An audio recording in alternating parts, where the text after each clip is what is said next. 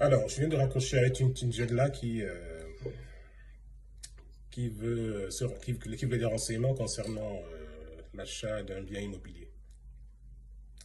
Très très belle initiative, hein, très très belle, et j'encourage d'ailleurs. Elle a 22 ans et est en alternance.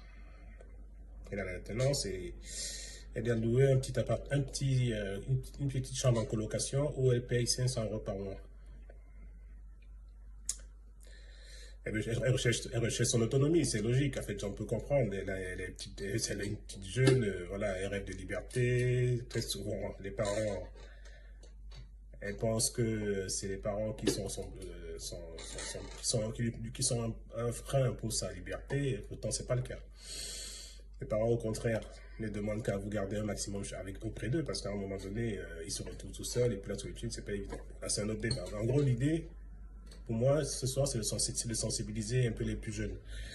Vous êtes pressé de partir de chez les parents parce que vous recherchez l'autonomie, la liberté, vous recherchez, entre guillemets, un peu de... En fait, vous voulez grandir un peu plus vite que nécessaire. Après, grandir, c'est pas forcément partir de chez les parents. On peut grandir en restant chez eux. Alors, donc, pourquoi je fais cette petite capsule aujourd'hui? Parce que, en fait, je suis par rapport au cas de cette petite jeune, elle paye un loyer de 500 euros par mois. Ce qui fait que par mois, par an, elle dépense 6 000 euros. S'il était resté chez les parents, ces 6 000 euros, elle aurait pu les épargner et les mettre de côté. Sachant que la tenance, bon, après, la tenance, elle va forcément trouver, elle gagne un petit SMIC, enfin, ou bien une fraction du SMIC. Mais une fois qu'elle sera, après sa formation, elle pourra travailler et avoir un salaire plus intéressant. Alors, l'idée, en fait, c'est de lui faire comprendre que, j'imagine qu'elle va voir cette vidéo, en étant restée chez ses parents, ces 500 euros là, elle ne les aurait pas dépensés, elle les aurait plutôt épargnés et se retrouverait avec 6 000 euros chaque fin d'année, chaque année. Dans 6 500 multiplié par 12, ça fait 6 000 euros.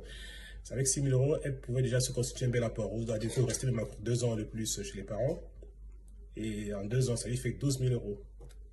Avec 12 000 euros, c'est déjà un très bel apport pour faire une acquisition. Là, c'est elle se renseignait concernant un petit studio.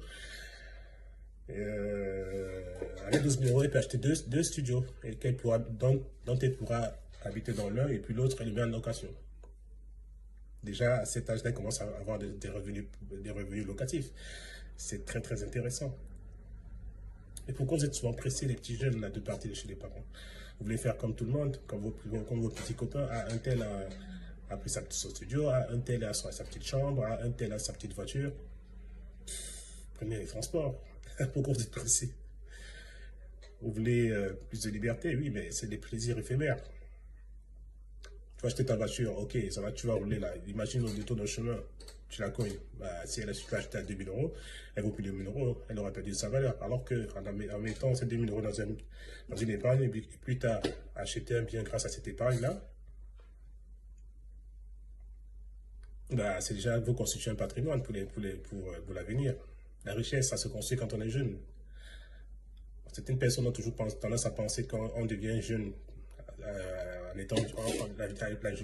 La richesse est réservée aux vieux. Ah non, on peut être jeune et être riche. Pas forcément parce on a hérité, comme très souvent c'est le cas. Il y a des gens qui héritent, mais parce qu'on a su prendre des bonnes décisions dans notre jeunesse. Donc, en gros, l'idée de cette petite capsule, une fois de plus, c'est de faire comprendre aux jeunes que restez chez vos parents. Ne soyez pas pressés de partir parce que vous voulez, pareil, des plaisirs éphémères.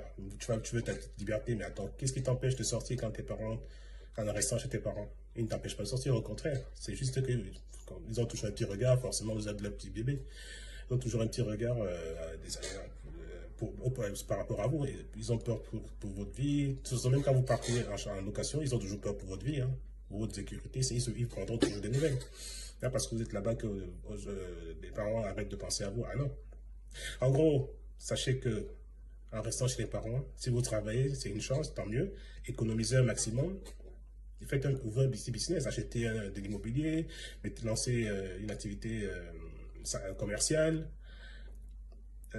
investissez en bourse, faites quelque chose de votre argent. Ne dépensez pas tous les jours à aller en boîte, à aller en voyage. Oui, les voyages, oui, de temps en temps, c'est pas, je vous demande pas de rester, de vivre comme un ermite, non. Profitez, comme vous dites si bien, de votre jeunesse, sortez, amusez-vous, mais mettez en place des épargnes, une épargne. Il y a différents types d'épargne, mais surtout, on épargner au moins sur un livret A. Ça fait que chaque mois, chaque année, il y a 3%. C'est pas grand-chose, mais c'est déjà ça, 3%